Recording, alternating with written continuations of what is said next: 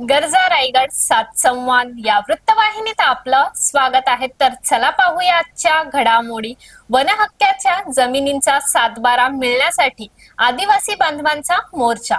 पेण तालुक्यातील आदिवासी बांधवांना वनहक्क दाव्याअंतर्गत जमिनी प्राप्त झाल्या आहेत, परंतु सातबारा आजही उपलब्ध नसल्याने साकव संस्था पेण आणि मोहाडी, झापडी, देवमाळ, पेडकावाडी, बरडावाडी, पाचगणी, बांगारवाडी, सोनगिरी, रूपराई, बोरीचा माल, धायरवाडी, पेहरमाल, चिंचवाडी, तुरमाळ, चाफेगणी, जिरणे, पायरमाल, पावटावाडी, चित्तलकोंडी आदी आदिवासी वाड्यांचे आदिवासी बांधवांनी प्रांत कार्यालय पेण येथे मोर्चाचे आयोजन केले होते। या मोर्चामध्ये साकव संस्थेचे सर्वेसर्वा अरुण शिवकर यांच्या मार्गदर्शनाखाली आणि साकव संस्थेचे अध्यक्ष पांडुरंग तुरे यांच्या नेतृत्वाखाली मोर्चा काढण्यात आला होता। यावेळी प्रमुख एकच मागणी होती, ती म्हणजे वनहक्क दाव्याच्या जमिनींचे सातबारे मिळावे। गेली 5 वर्ष ही मंडळी तहसील कार्यालय व प्रांत कार्यालयाशी पत्रव्यवहार करत आहेत, परंतु प्रशासन काहीच हालचाल करत नसल्याने अखेर आदिवासी बांधवांना मोर्चासारखा हत्यार बाहेर काढायला लागला।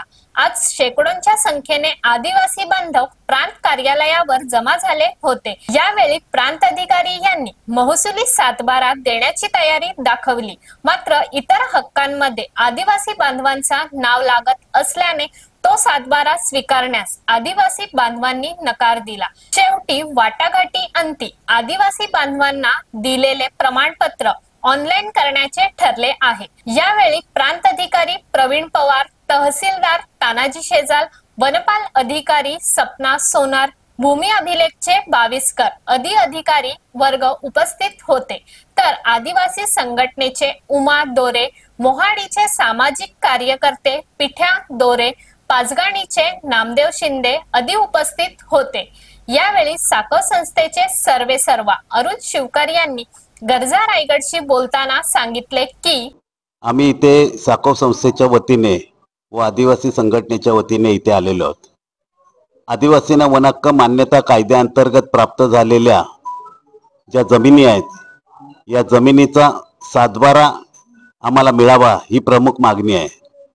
या जमिनीचे आम्हाला प्रमाणपत्र मिळालेले आहेत, वन हस्त दाव्याचे हे मिळालेले आहेत, मात्र जो गेली 5 वर्ष आम्ही या भागातला आदिवासी वनहक्क दाव्याच्या संदर्भात प्रमाणपत्र मिळावे, त्याचा सातबारा मिळावा ही आग्रही भूमिका घेऊन आज आम्ही इथे आलेलो आहोत। आणि गेली 5 वर्ष ह्या भागामध्ये 3 प्रांत गेले, 5 तलाठी येऊन गेले, प्रत्येक वेळेला आम्हाला आश्वासनं मिळालेली आहेत। आमचे अनेक मोर्चे झालेले आहेत, इथे शिष्टमंडळ झालेले आहेत, याच्यातूनही काही मार्ग मिळत नाहीत। नुकताच आदिवासी विकास प्रकल्पाने त्यांच्या आयुक्तांनी जिल्हाधिकाऱ्यांना दिलेल्या आदेशाप्रमाणे जिल्हाधिकाऱ्यांनी इथे आदेश दिलेले आहेत आणि जिल्हाधिकाऱ्यांना आम्ही शिष्टमंडळ देखून भेटून आलेलो आहोत। आता त्या आदेशाची पूर्तता करावी या प्रमुख मागणीसाठी आम्ही इथे आलेलो आहोत।